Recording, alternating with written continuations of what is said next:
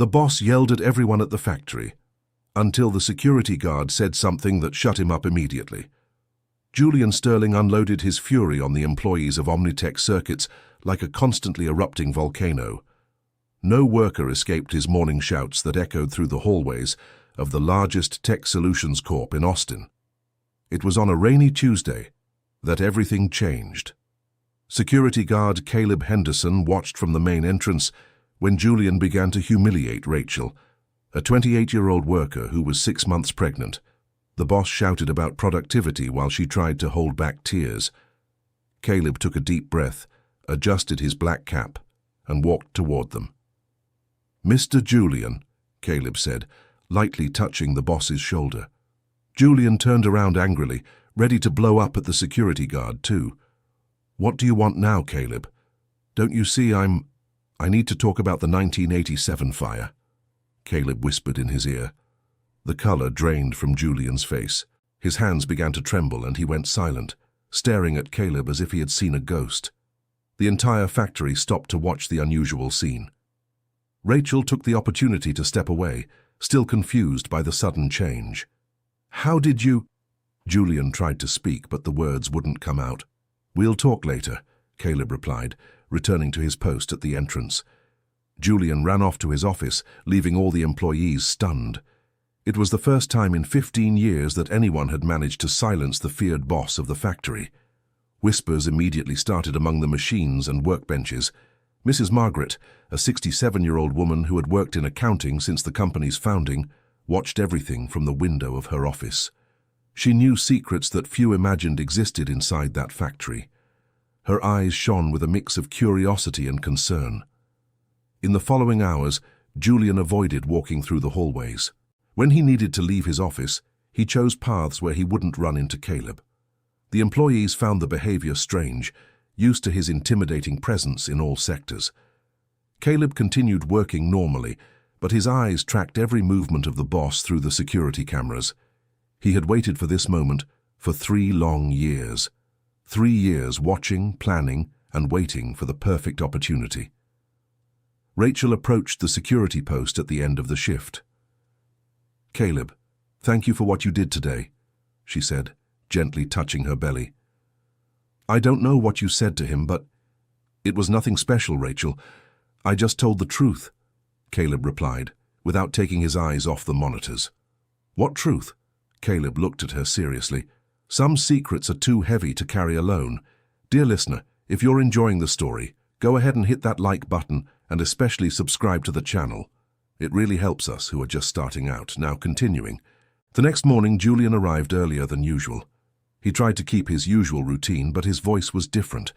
The shouts had lost their force, as if something had broken inside. Mrs. Margaret immediately noticed the change.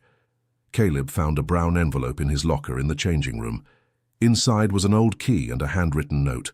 "Storage Unit B12, basement. Today at 6:30 p.m. The handwriting was Julian's. During the day, the boss tried several times to approach Caleb, but always backed down at the last moment. It was as if he were fighting against an invisible force that prevented him from facing the truth. Rachel noticed that Julian hadn't yelled at anyone since the previous day. The other women workers quietly commented on the strange change. Some even risked smiles, something unthinkable the week before. "Do you think he's sick?"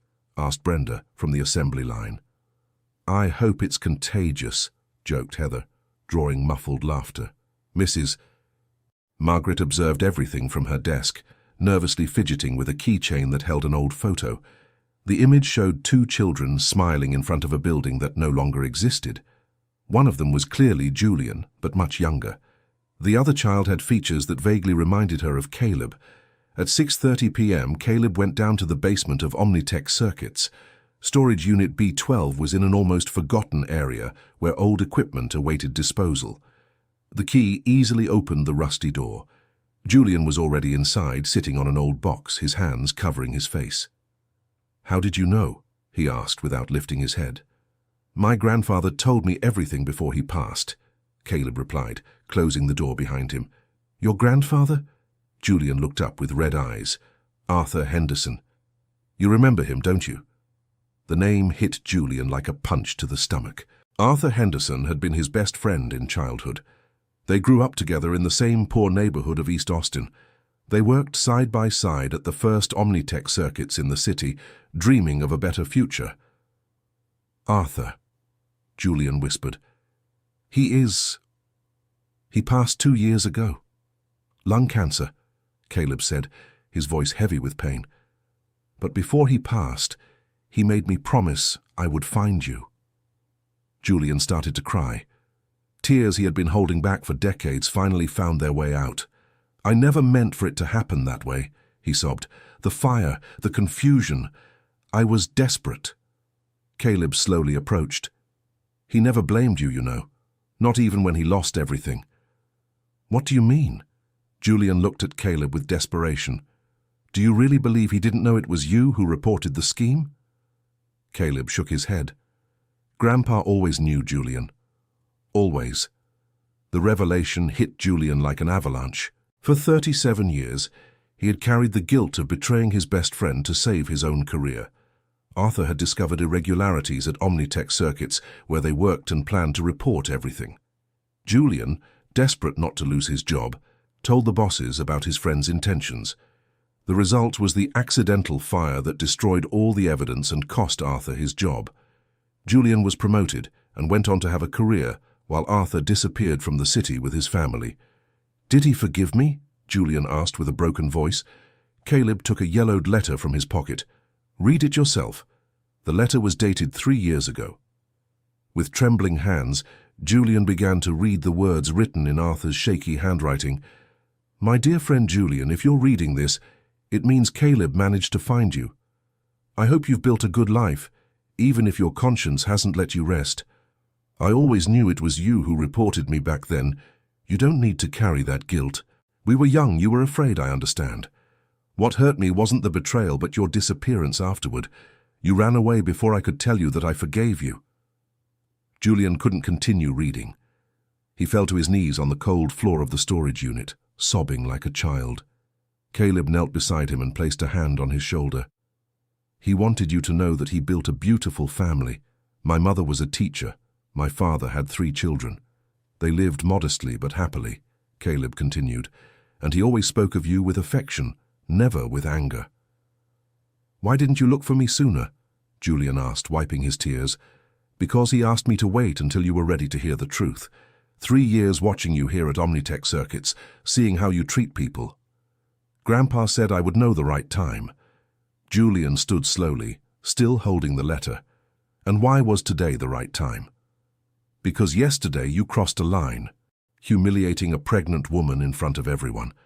Grandpa never did that to anyone, even when he lost everything because of you." Caleb's words echoed in the silence of the storage unit.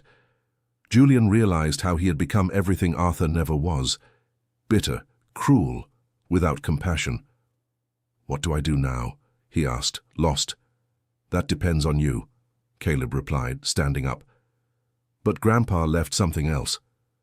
Caleb took a small box from his pocket and handed it to Julian. Inside was a rusty medal inscribed with "World's Best Friend," which Julian had given Arthur for his 12th birthday. "He kept this all these years?" Julian asked, incredulous. "It was what he valued most. He said he would return it to you in person one day." Julian pressed the medal against his chest, feeling the weight of decades of regret. "Caleb, your grandfather, did he suffer a lot because of me?" "He did, but not for the reason you think." Caleb pulled another piece of paper from his pocket. "He suffered because he missed you, because he lost the best friend he ever had." The second letter was shorter, written just a few days before Arthur left. "Julian, if I could go back in time, I would do it all over again, because our friendship was worth every tear, every hardship. You taught me that forgiving is stronger than seeking revenge. I hope one day you learn to forgive yourself too. Your friend forever, Arthur." Julian carefully folded the letters and tucked them into his shirt pocket, along with the medal. "What else did he tell you about me? That you were the bravest boy he ever knew, that you stood up to the neighborhood bullies to protect the younger kids, that you shared your lunch even when you barely had any." Caleb smiled for the first time. He said that Julian was still in there somewhere, just lost. The two of them sat in silence for a few minutes, processing the weight of the conversation. "Caleb, why did you come to work here?" Julian asked. "Here. Because Grandpa asked me to. He wanted me to understand what kind of man you had become before I made any decisions." "And what decision was that?" Caleb hesitated before answering. "He left me a choice. I could give you the letters and leave, or I could stay and try to help you find the man you used to be." "And what did you decide?" "I'm still deciding," Caleb answered honestly. "It depends on what you do from now on." Julian nodded slowly, understanding he was being tested. "What do I need to do?" "Start by apologizing to Rachel. She didn't deserve to be humiliated like that." "And then?" "Then you figure it out on your own. Grandpa always said redemption doesn't come from outside, it comes from within." The two left the storage unit together, each lost in their own thoughts. Julian climbed the stairs carrying the weight of decades of guilt, but also a hope he hadn't felt in a long time. Dear listener, if you're enjoying the story, be sure to leave a like and especially subscribe to the channel. It really helps us beginners. Now, continuing. The next day, Julian arrived at the factory with a different expression. He looked for Rachel in the packaging department and asked to speak with her privately. The other employees watched curiously, not understanding the radical change in the boss's behavior. "Rachel, I want to apologize for what happened yesterday," Julian said, avoiding direct eye contact. "It was unacceptable of me." Rachel was so surprised it took her a few seconds to reply. "Mr. Julian, Thank you. I didn't expect this. You shouldn't have to put up with that kind of treatment, especially in your condition," he continued. "May I ask when the baby is due?" "In August, sir." "Is it your first child?" "Yes." Rachel smiled shyly, touching her belly. "A girl." Julian felt a pang in his heart. He had never taken an interest in his employees' personal lives. In fact, he made a point of keeping his distance. "How are you feeling? Is the work too heavy?" "Sometimes I get tired, but I need to work," Rachel answered honestly. "Starting today, you'll work only part-time, with full salary," Julian decided on impulse. Rachel's eyes widened. "Mr. Julian, I don't understand." "You don't need to understand, just accept it." Julian left quickly before she could respond. The news spread through the factory in minutes. No one could believe that the same man who terrorized his employees was offering benefits for no apparent reason. Mrs. Margaret watched it all from her desk in accounting. She knew the factory better than anyone there. She had seen 3 generations of workers pass through those hallways, and she knew that sudden changes always hid deep stories. During lunch, she approached Caleb in the company yard. "May I sit here?" she asked, pointing to the bench beside him. "Of course, Mrs. Margaret."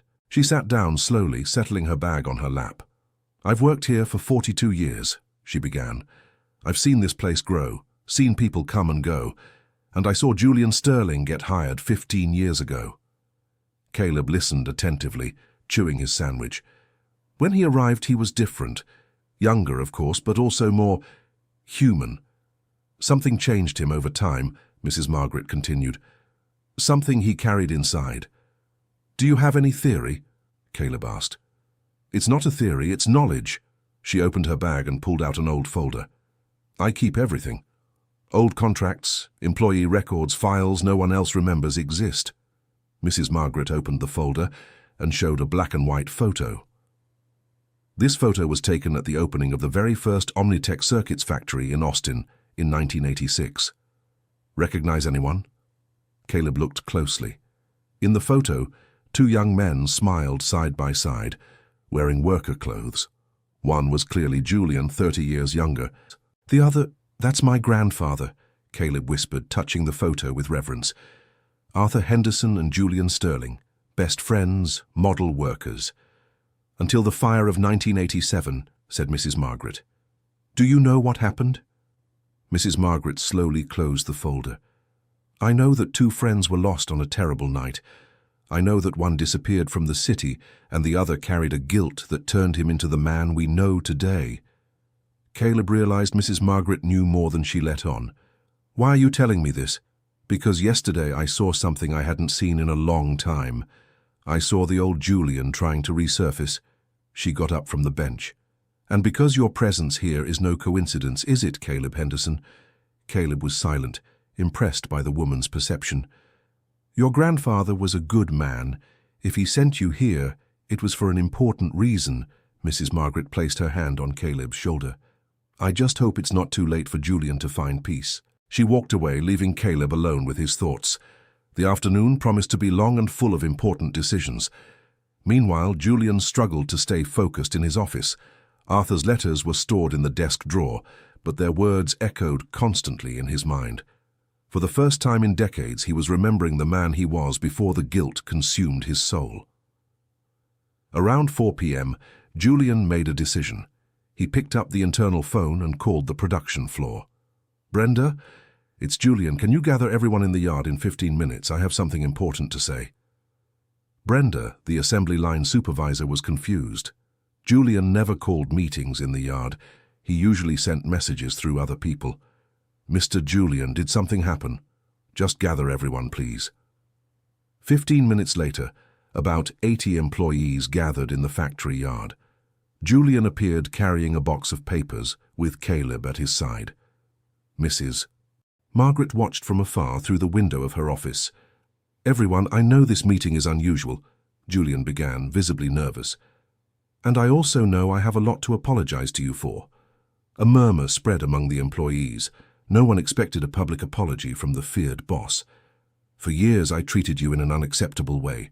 I yelled, I humiliated, I was unfair, and I want you all to know that this is going to change, starting today." Julian opened the box and took out a folder. "Here are all your contracts. I'm going to review every salary, every benefit. I'm going to make sure this place becomes a dignified work environment." Rachel, who was in the front row, timidly raised her hand. "Mr. Julian, may I ask why this change?" Julian looked at Caleb, who nodded encouragingly. "Because someone reminded me of who I was before I lost myself, and because you all deserve respect, not fear." An emotional silence took over the courtyard. Some employees started glancing at each other, still processing the transformation they were witnessing. "I know you won't trust me right away. I know I need to prove that this change is real," Julian continued. "But I'm asking for a chance to show that I can be a better boss, a better person." Arthur, a 45-year-old worker who had been at Omnitech Circuits for 10 years, stepped forward. "Mr. Julian, if you're serious, we have a few suggestions to improve the working conditions." "I'm listening," Julian replied, surprising everyone with his openness. "The ventilation system in Sector B has needed repair for 2 years. It gets too hot to work," Arthur said. "I'll note that down." Julian grabbed a piece of paper and started writing. "What else?" Brenda spoke up. "The cafeteria needs renovation, and it would be good to have a space for mothers who need to pump breast milk." "Perfect. Anything else?" The suggestions began to flow. For the first time in years, the employees felt heard. Julian wrote everything down, asking questions and showing genuine interest in improving the company. Caleb watched it all with a mix of pride and hope. He was seeing the Julian his grandfather had described, someone who cared about the people around him. The meeting lasted nearly an hour. When it ended, Julian had 3 pages of notes on needed improvements. "I'll start implementing these changes this week," he promised. "And I want you to feel free to come to me whenever you need." As the employees dispersed, chatting excitedly about the meeting, Rachel approached Julian. "Mr. Julian, can I talk to you about something personal?" "Of course, Rachel." "My husband lost his job last month. It's been hard to cover the pregnancy expenses and—" "You don't need to explain," Julian gently interrupted. "Come to my office tomorrow morning. We'll see how I can help." Rachel left with teary eyes, unable to believe her boss's radical change. Caleb approached Julian when they were alone in the courtyard. "How do you feel?" he asked. "Different," Julian replied, putting away his notes. "Scared, but different. It's like a giant stone was lifted from my chest. Grandpa always said that carrying guilt is like carrying stones. The longer you carry them, the heavier they get." Julian smiled for the first time in many years. "Your grandfather was wise. I remember how he could solve any problem with just the right words. He remembered you too. He told stories from when you were young. He said you promised to always take care of each other. And I broke that promise," Julian whispered, the guilt returning. You didn't break it. You just took a little longer to keep it. Caleb placed his hand on the boss's shoulder. Now you're taking care of me the way he asked. Julian stopped and stared at Caleb. What do you mean? Grandpa didn't just send me here to deliver the letters. He sent me because he knew I'd need a job, a chance in life, and because he knew you'd need someone to remind you of who you really are. The revelation hit Julian like a lightning bolt. Arthur had planned everything. Even as he was leaving, he was still taking care of both of them, the grandson who became an orphan early and the friend who lost himself in guilt. He really knew us well, Julian murmured. Better than we know ourselves, Caleb agreed. They walked in silence to the factory entrance. Julian stopped before getting into his car. Caleb, can I ask you something personal? Go ahead. What happened to your parents? Caleb took a deep breath before answering. Car accident when I was 16. Grandpa raised me from then on. I'm sorry. Grandpa always said the people we love never really leave. They live on through the lessons they taught us. Caleb smiled. Today I understood what he meant. Julian nodded, moved. See you tomorrow, he said, getting into the car. Julian, Caleb called before he started the engine. Yeah? Grandpa would be proud of what you did today. Julian drove home with a lighter heart than he'd felt in decades. For the first time, he had hope that he could once again become the man Arthur remembered. Dear listener, if you're enjoying the story, feel free to leave a like and especially subscribe to the channel. It really helps us who are just starting out. Now, continuing. The next morning, Julian arrived at the factory at 6 a.m., 2 hours earlier than usual. He brought with him a list of renovation companies and architects. He'd spent the entire night researching how to improve the working conditions at the factory. Mrs. Margaret was the first employee to arrive, as she had been doing for over 4 decades. Good morning, Mrs. Margaret, Julian greeted her in the hallway. She stopped, surprised. Julian had never greeted her before. Good morning, Mr. Julian. May I speak with you in my office? I need your help with something important. Mrs. Margaret followed him, intrigued. Julian offered her a chair and poured coffee, gestures that left her even more perplexed. Mrs. Margaret, I know you know this factory better than anyone. I need your experience to implement the changes I promised yesterday. I'm listening, she replied, settling into the chair. I want to start by renovating the cafeteria and the ventilation system. But I also want to create new benefits for the employees, health insurance, daycare, scholarships for their children. Mrs. Margaret's eyes widened. Mr. Julian, that's going to cost a lot of money. I know, but I also know that happy employees are more productive. And more than that, Julian hesitated. It's the right thing to do.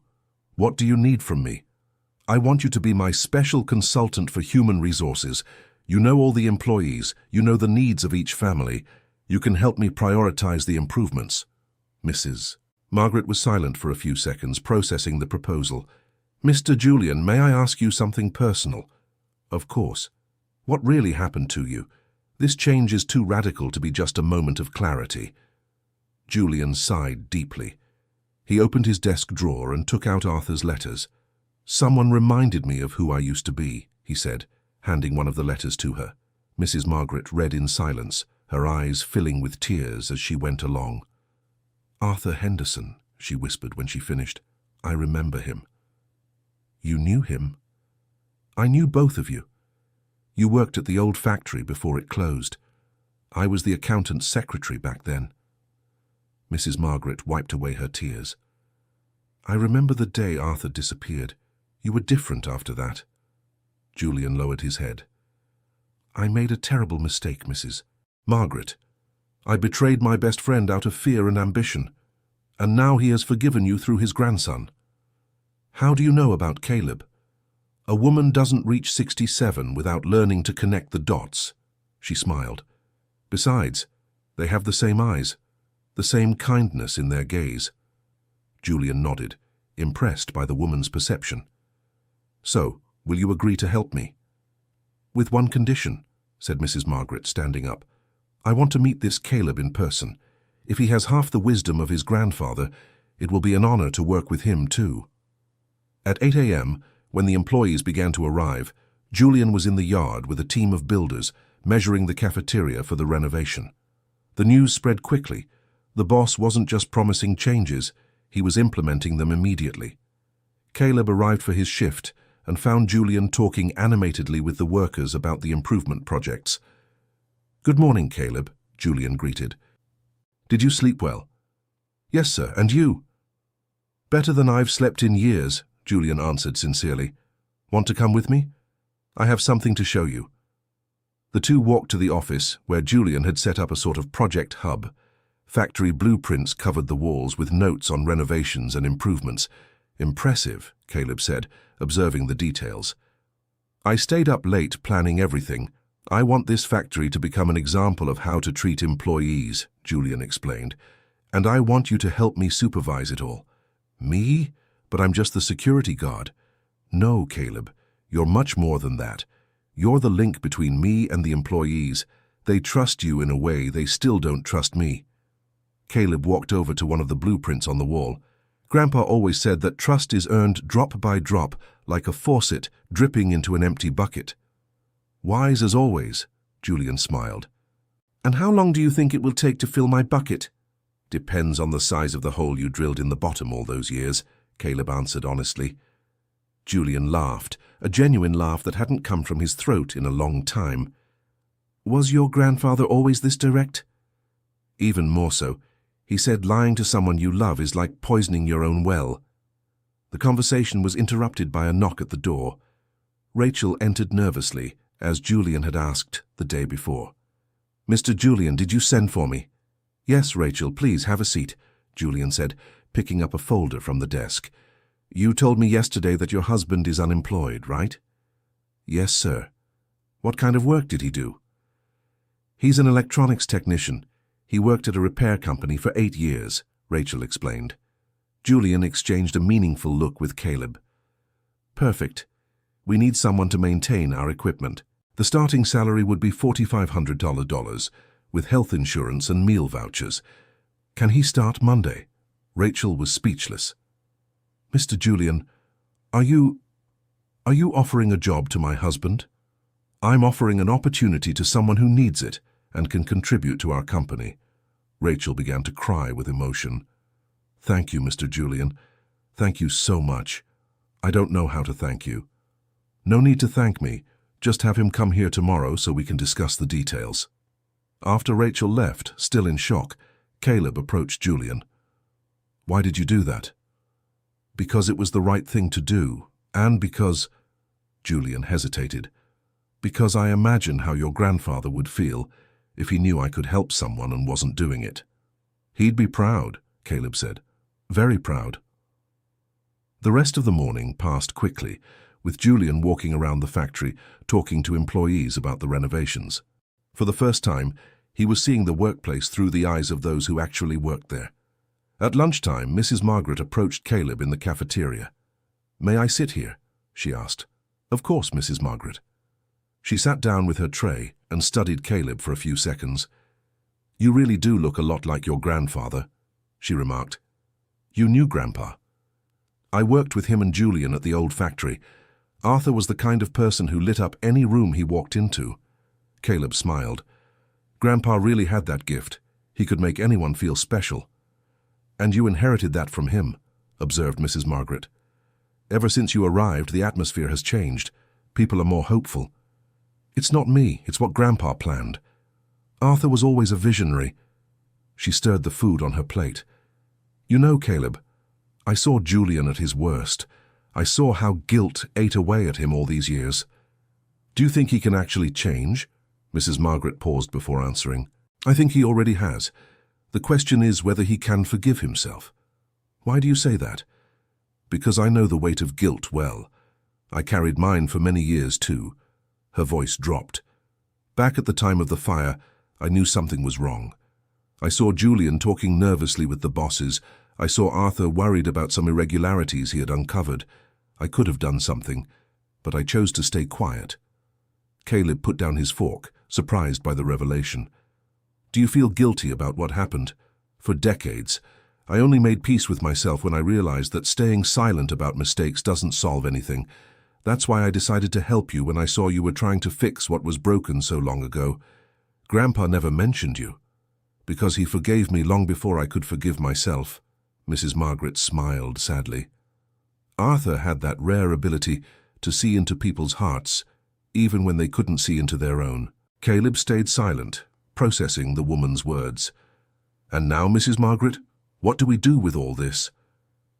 "Now we help Julian find the peace that Arthur already gave him, and we help this factory become the place it should have been from the start." That afternoon, Julian called another meeting, this time only with the supervisors from each department. He wanted to discuss implementing the improvements in an organized way. "Everyone, I know sudden changes can breed distrust," he began. "That's why I want to be transparent about all the projects we're starting." Brenda, from the assembly line, raised her hand. "Mr. Julian, we don't want to seem suspicious, but will these changes affect our job stability?" "Quite the opposite. I'm investing in the factory so it can grow, and you can have even more security," Julian replied. "In fact, I'm planning to hire more people." Arthur, the worker who had suggested the improvements, asked, "And what if the company can't sustain all these expenses?" Julian opened a folder with financial documents. "This factory is more profitable than you imagine. For years, I hoarded money out of paranoia, afraid of losing everything. Now I realize that money saved without purpose is wasted money." He showed the financial reports to the supervisors. "We can implement all the improvements and still keep the company healthy for many years. What I can no longer do is keep you working in poor conditions when we have the resources to improve." The meeting lasted 2 hours, with Julian explaining each project in detail. When it ended, the supervisors left, impressed by the level of planning and investment underway. Caleb walked Julian to the parking lot at the end of the day. "How did it go?" he asked. "Better than I expected. I think they're starting to believe the change is real." Julian opened his car door. "Caleb, can I invite you to something?" "What kind of invitation?" "Would you like to have dinner at my house tonight?" "I'd like you to meet my family." Caleb was surprised. In 3 years working at Omnitech Circuits, Julian had never mentioned family. "Your family?"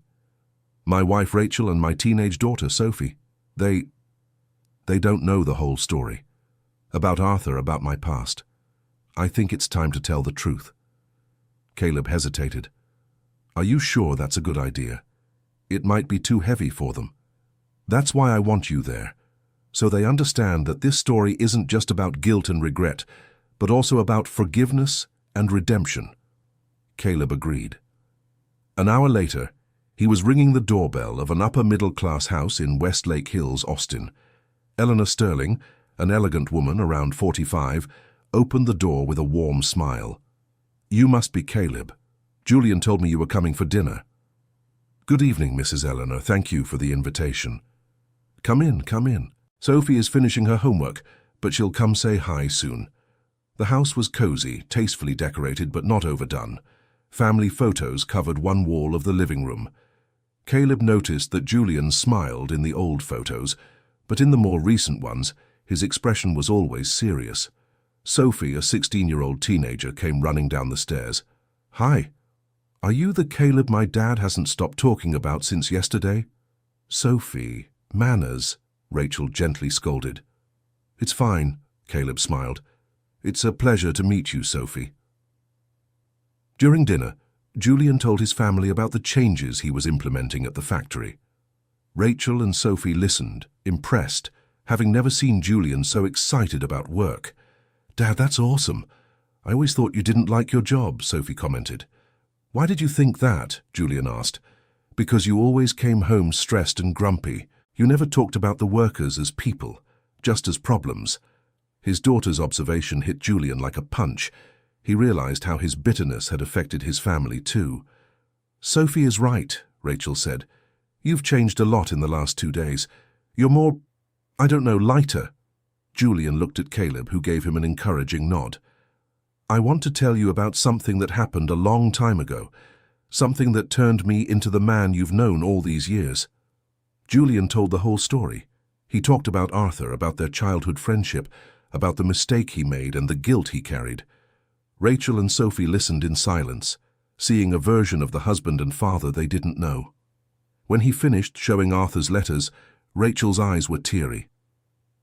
"Julian, why did you never tell me this?" she asked. "Because I was ashamed. Ashamed of betraying my best friend, ashamed of becoming a bitter person." Sophie stood up from her chair and hugged her father.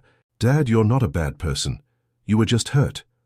"Your daughter is wise," Caleb said. "Grandpa always said that hurt people sometimes hurt others without meaning to." Rachel approached Caleb. "Caleb, thank you for bringing my husband back, because the person here today is the man I fell in love with 20 years ago, but who had been gone for a long time." The night continued with Julian showing old photos from when he was a child, telling stories he hadn't shared in decades.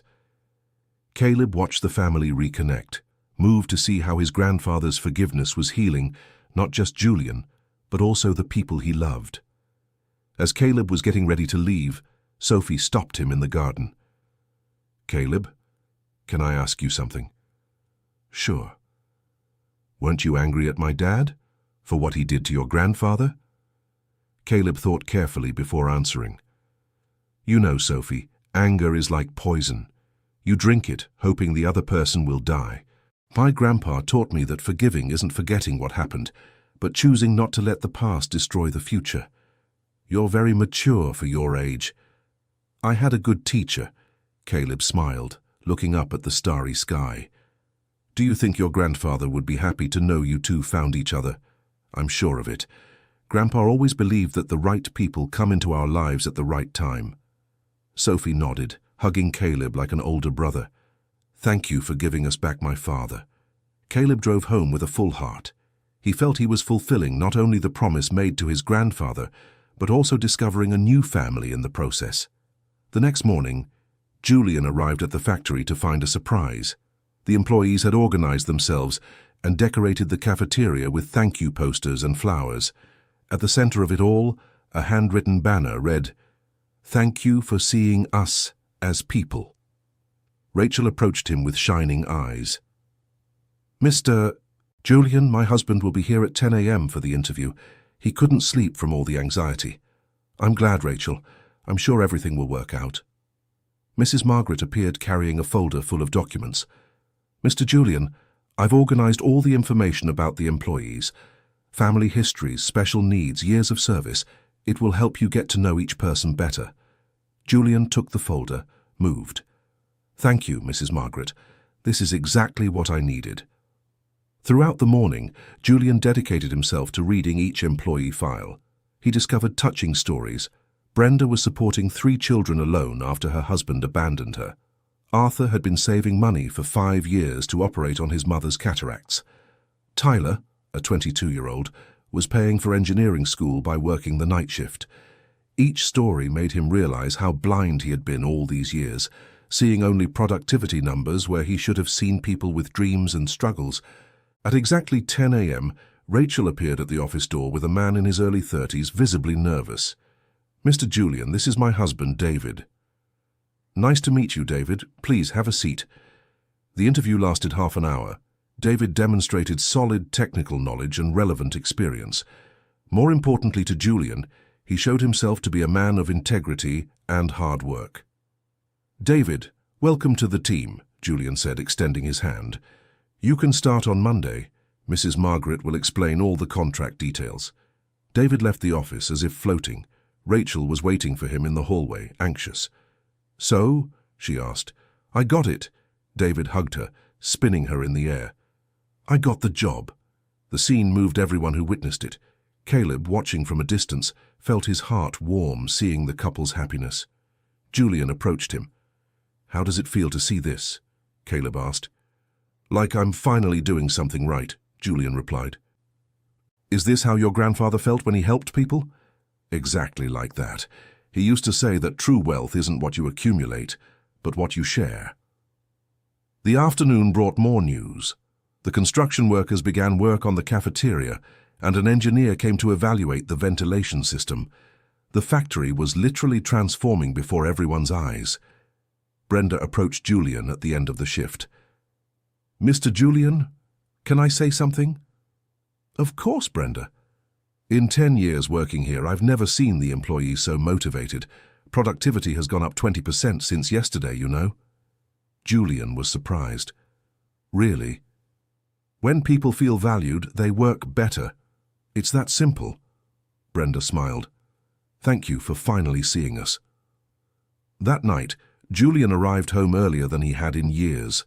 Eleanor was in the kitchen preparing dinner. "How was your day?"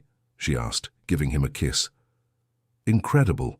Every hour I discovered something new about the people who work with me.